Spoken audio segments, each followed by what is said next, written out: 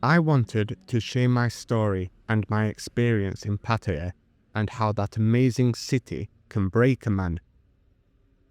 My story is a little different from the rest that are normally submitted on this channel, but I think it's interesting and shows the effect that the Thailand lifestyle can have on people. I have been travelling to Thailand for quite a few years, mainly to Pattaya, but I have checked out some other places along the way. I always end up in Pattaya at some point on my trip. I don't think I really need to explain the reason why. While visiting Pattaya many times over the years, I have met so many Westerners on my travels. You really do meet all sorts of people there. Simple backpackers that have just heard all the buzz about the city, those that are strictly there for the mongering of the ladies, those that are completely fake and can't believe a word they say, and finally, those that become friends for life. I always travel solo, and I've never ended my travels without meeting people, as I really enjoy talking to new people in the bars that are also out there solo.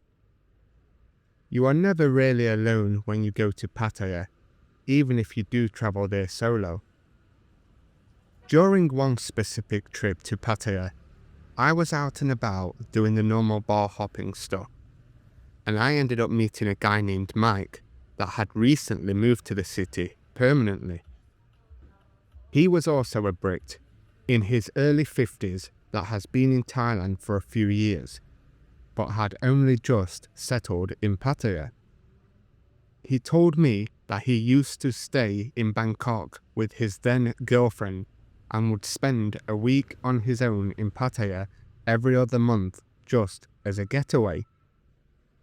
He said he liked Bangkok, but would get bored of the place and doing the same thing over and over again with his girlfriend. He just got fed up, so Pattaya was his escape. He became addicted to the Pattaya lifestyle. He told me that it was nothing like Bangkok when it comes to the nightlife. Even though he wanted to make Thailand his permanent home, he was only on a tourist visa at the time, so he would have to do border runs and fly out of the country and re-enter. Things changed on one of his getaways to Pattaya. He ended up getting friendly with what he said was a fantastic girl. One thing led to another. They spent time together, and then Mike went back to Bangkok for his girlfriend. Still keeping in touch with the girl from Pattaya, they talked about a potential future together and how they could make this work. This was enough for Mike to pack his bags and end things with his Bangkok girlfriend and make the move to Pattaya. He was only in Pattaya for about a month before him and his new girlfriend opened a small bar, and yes, everything was in her name. Now, we all know or have heard about what can happen when you rent property, buy land, or anything else, and it's put in your Thai girlfriend's name. It seems that he had this dream and fantasy that opening a bar would be a great source of income for him and his girlfriend to live comfortably in Thailand. He told me that he enjoyed the life in Pattaya and managing a bar, albeit illegal, having a relationship and being able to stay there full time. However, he did not realise that the area the bar was opened in wouldn't pull in much customers. The bar did not do good financially, and the little money that it did make, his girlfriend would put it all back into upgrading an already failing bar. Not only this, but any money that was left over would be sent to his girlfriend's family in Isan to support them. While he was telling me all his story, he went into detail, but I can't remember a lot of it, though from the start I kind of gathered where this was going. As time went on, he realised he had made a mistake financially, and would have been better off staying in Bangkok. Mike was running out of money, and with the job of managing a bar and supporting his girlfriend's family, it caused a lot of stress on his part. After a year running the bar, it was no longer profitable, and they were losing money rather than making it. He realized that he couldn't keep up with this venture much longer. His girlfriend was not helping out much. All she really cared about was having money to send home to her family every week. Other than that, she did not really care about Mike's situation. So because she's shown no interest in the situation that they were both in, and failing to realize that the money wasn't going to last forever and it was running out fast, Mike decided to step back from it all. He took his chances, spoke to his girlfriend about selling the bar and going on their separate ways. She agreed to sell the bar, but she refused to give Mike anything, stating that everything is registered in her name and that he is not entitled to any of it. Which I guess that is true, even though it's a scummy thing to do. She knew full well what she was doing when they opened the bar. I personally believe this would have been her plan from the very start, but I'm a very paranoid guy and I question everything. Mike did tell me that he thought about taking her to court over it, but because he was working there illegally, still technically a tourist, her being Thai, and everything in her name, he thought it would be a waste of time and did not really have a leg to stand on. With the realization that he had nothing to stay in Pattaya for, he went back to Bangkok with the hopes of explaining to his ex-girlfriend what an idiot he has been and begged for a second chance. She was having none of it and had already moved on, as it had been over a year she even heard from him.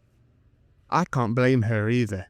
She would have been a fool to take him back after he walked out on her so easy.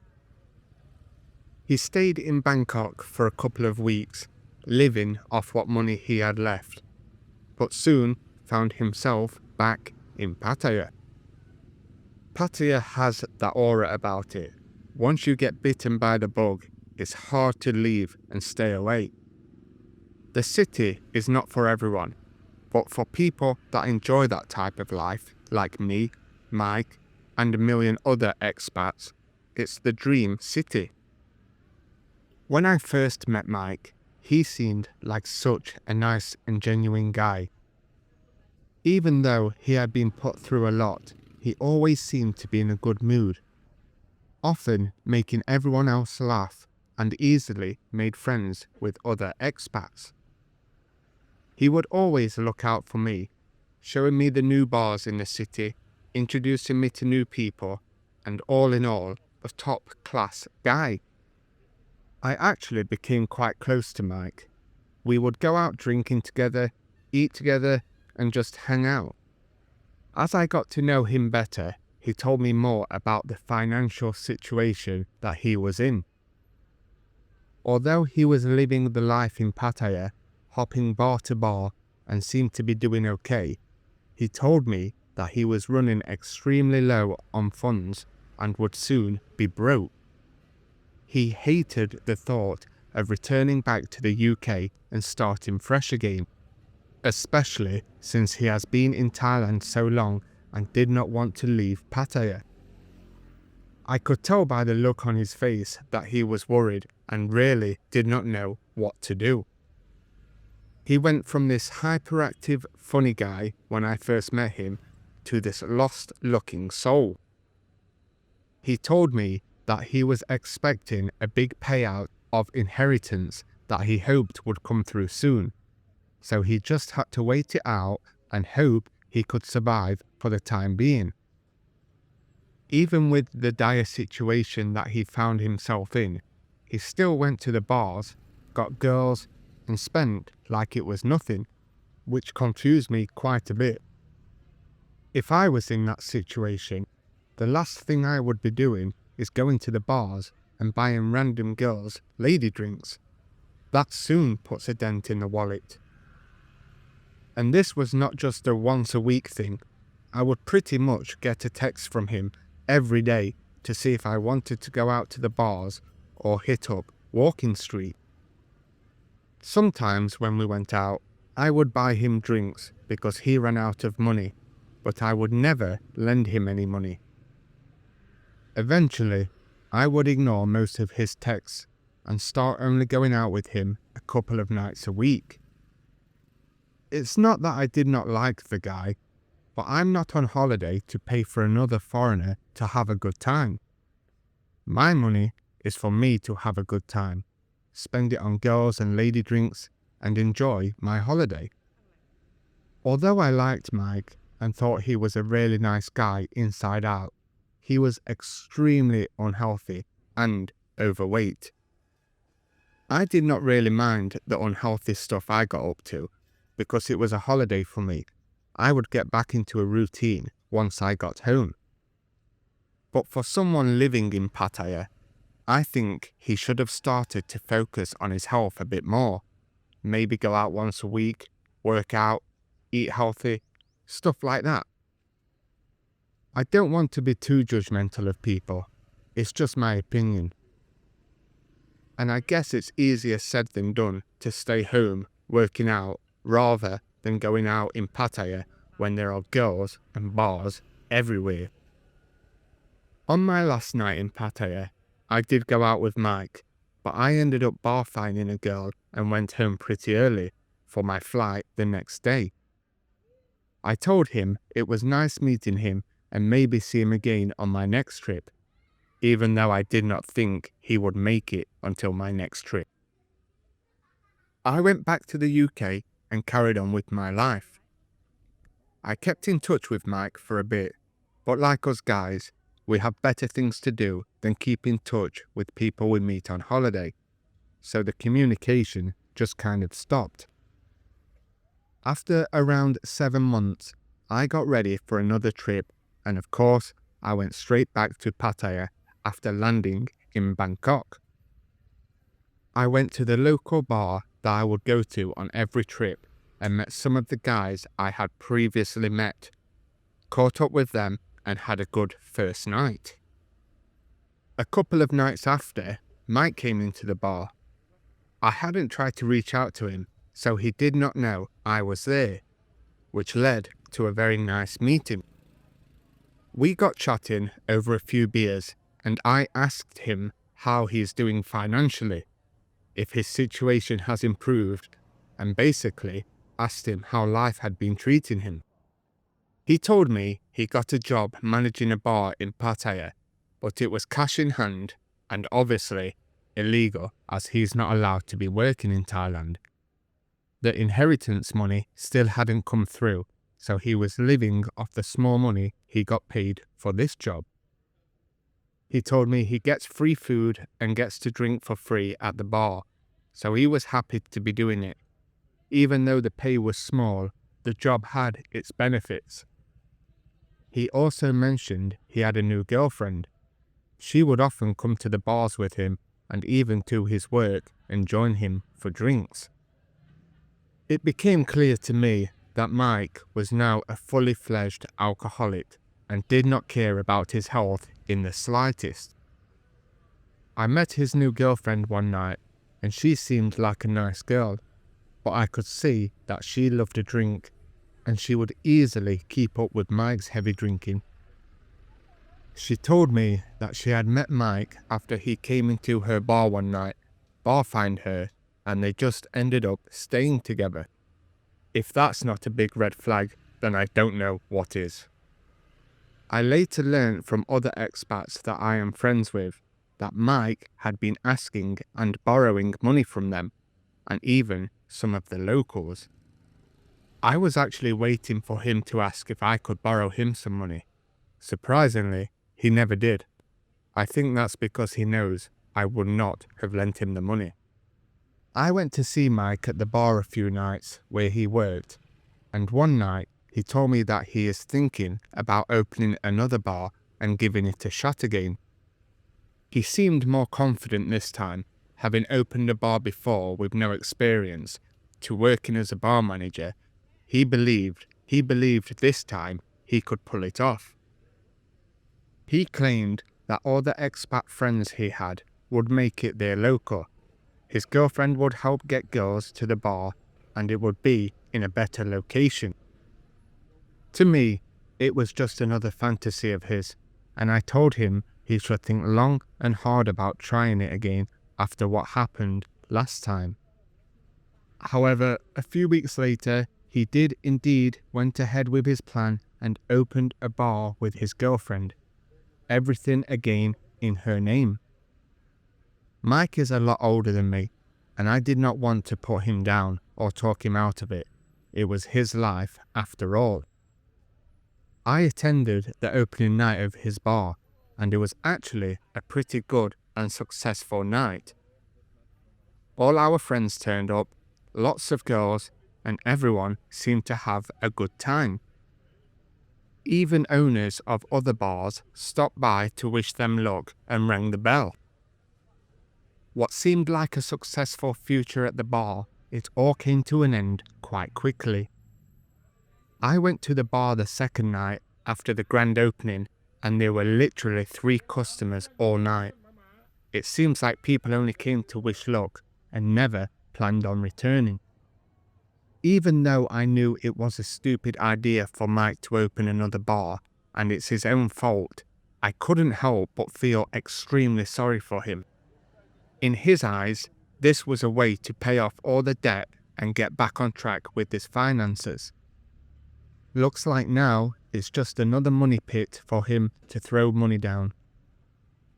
Now he is left with his second struggling bar that is in his alcoholic bar girl's name.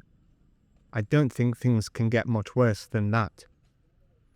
When I would go out, I would drop by his bar on the odd occasion just to have a beer or two. I have never seen a bunch of girls look so bored at a bar. Half of them just looked like they wanted to sleep. There were 0 customers. It became harder and harder to actually talk to Mike. He was always very drunk by the time I would get to the bar, and he would be shouting orders at the girls, making them dance, even though there were no customers apart from me. I would buy the girls drinks, not because I liked them, just because they all looked bored out of their head. It was clear that this bar was not going to work, and Mike was just drinking away his disappointment. Remember when I said that things couldn't get any worse? Well, listen to what happened next. One particular night, I went into his bar again, and of course, Mike was drunk. But this time, he wasn't an angry or happy drunk, he was actually sad. I asked him what was wrong, and what he said to me kind of shocked me. He replied that a customer was walking past the bar while Mike's girlfriend was outside trying to get customers in. The guy that was walking by asked if he could take her, to which she accepted and he paid her bar fine. When I said to him, "Why is your girlfriend going with customers?" he said that he was almost broke and they desperately needed the money, so they had to do what they could to make ends meet. She did ask him if it was okay for her to go with a customer, to which Mike told her to go and make money. All in all, it was blatantly obvious that Mike's new bar and a way out of financial stress was not going good. I tried to help out as much as I could by visiting his bar, but I also wanted to have fun on my holiday, so it's not like I was there every night. Nor was I there for long when I did actually go. It was time for me to leave again. I went to see Mike, wished him luck, and headed back to the UK. To be honest, when I went to see Mike then, I did not think I would see him again with how bad things had gotten. I thought he would have accepted defeat and moved back home. While in the UK, I went back to work again, working as much overtime as possible, saving every penny I could so I could go back to Thailand. And in 6 months, I was back on that plane again. Once again, I landed in Bangkok and headed to Pattaya. I went to the same bar that I always go to, where I met all my previous friends, and guess who I bumped into? That's right, Mike. But this time, he was different. If you thought things couldn't get any worse, you would be wrong. He looked like he had aged 20 years in the 6 months that I had been gone. He looked dirty, smelled horrible, and he was relying on friends, and of course me, to buy him drinks.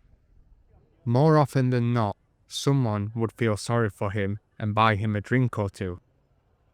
The friends in the bar were heading out for some bar hopping, but Mike said he would be staying at this bar. I decided to stay with Mike so I could ask him about what has happened. He told me that yet again the bar made no profits and was just becoming a money pit. He said that he argued with the girls and one of their boyfriends came down to the bar and threatened him, which gave him a bit of a scare. After that, all the girls eventually left as they were making no money either, and he couldn't find anyone to replace them or afford anyone. He finally came to the conclusion that it would be best to walk away from the bar with a loss, even though he did not have anything else to fall back on. I told him straight, why don't you just go back home and figure out a plan, go back to work, save money, and then you can come back. My advice fell on deaf ears. He was adamant that he was not going to return to the UK, stating that Pattaya is his home, even if he is struggling to get by. To top it all off, he was now on overstay, which is a big problem in Thailand. His visa had completely expired because he could not afford to do a border run or fly out of the country and back in. But to be honest, him getting deported from Thailand could have been the best thing for him at the time. Things were extremely bad for Mike. He had gone from this lovable, funny and friendly character when I first met him to this sad, old guy that nobody wants to be around. Not only that, I had heard from other expats that he had dealt with Thai loan sharks and they were looking to get their money back. After hearing that he might be in trouble with some bad people, I wanted to distance myself a little from him. I did not want to be dragged into any mess that he has created. Much to my surprise, Mike and his girlfriend were still together, though she was exactly like Mike, getting other people to buy her drinks. Even though they had no money between them, they would still be drinking heavily every day as if everything was fine. It really was a sad situation to see them both in. They looked terrible. The only money they had coming in, from what I could see, was his girlfriend going short time with other expats for an extremely cheap price. Mike knew about this and even encouraged it. The overall situation was truly dire. On this trip, I did try to help Mike out a bit by buying him a few beers when we were together, but I told him I can't borrow him any money because I'll be leaving and I can't get it back. I used this as an excuse. The truth is, even though I liked Mike and wanted to help him out, I knew that I would never see that money again if I did lend him any. The only thing I offered him was the advice about going back to the UK and starting fresh. I told him to go back and work for 6 months and then come back and try again in Pattaya. Though, with him being on overstay and not sure how long, I don't know if he would be blacklisted from entering the country again. He just looked terrified at the thought of moving back to the UK. I mean, for me, Thailand is way better than the UK, and I would love to live in Thailand. But if I was in the same situation as Mike, I would 100% go home. Thailand is fun, but without money, it's just stress. He had become fixated on having a life here in Thailand and had a fantasy of setting up here full-time. But it was just that, a fantasy, one that wasn't working in his favour. Again, I wished Mike and his girlfriend luck and returned to the UK. Once back in the UK, I got promoted at work, which meant I made more money, but the downside is I had a lot more work to do, so it would be a while before I could return for another Thailand holiday. It took about 8 or 9 months before I was back in Pattaya. The first 2 nights, I went to the expat bar, but I did not see Mike or his girlfriend around. Finally, I met up with a few friends from previous trips and asked about Mike's whereabouts and his situation. I learned that things had gone from extremely bad to extremely dire for Mike.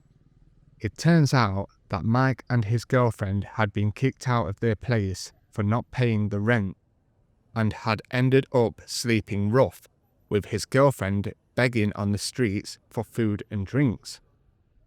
For me, this was heartbreaking to hear, but with how things had been going for Mike, I was not surprised that this had been the outcome.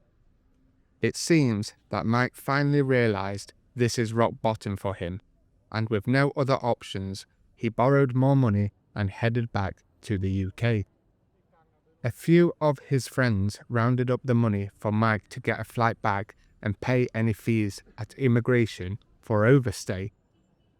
That just shows that some expats have a big heart and are worth keeping in contact with. About 6 months after that trip, I searched around for Mike on Facebook with no luck, but I finally got in touch with a mutual expat friend who gave me Mike's new number. I gave it a call, expecting more bad news from his life, but it seems he is on the road to recovery. He told me that once he returned to the UK, he was allowed to sleep on his friend's sofa while he was job hunting. He got a job fairly quick in a factory. He said it was a boring job with long hours, but at least he was making money. He even said that he has been paying back the expats that helped him out. The fantasy of living in Thailand had not left his mind though.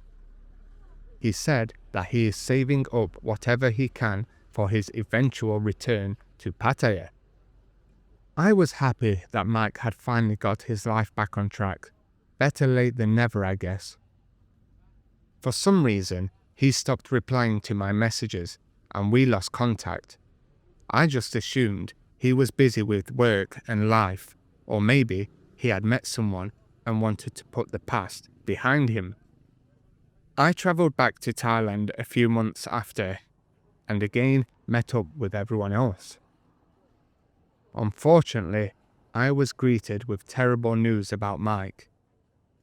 I learned that he had lost his job back in the UK, was struggling financially again, and had finally had enough. He ended it all. I had to use different words there because of YouTube, but hopefully you understand what I mean. I can't imagine being in the situation that Mike got himself into. Yes, he only had himself to blame, but at the same time, it's just heartbreaking. He was one of these people that had got bitten by the Pattaya bug and just loved the lifestyle there, maybe a bit more than most people do. His fantasy of living there, combined with financial difficulties, just led him down a dark path. Also, for me, I think Pattaya is addictive. Of course it's not for everyone, but I love the lifestyle there. But for me, visiting every 6 months is more than enough. So that's the story about my good friend Mike that had a Pattaya dream and chased it to the very end. Thank you for reading this if you do, and thank you all for listening. If it's not too much trouble, I would like you to dedicate this story to the memory of Mike. Thank you.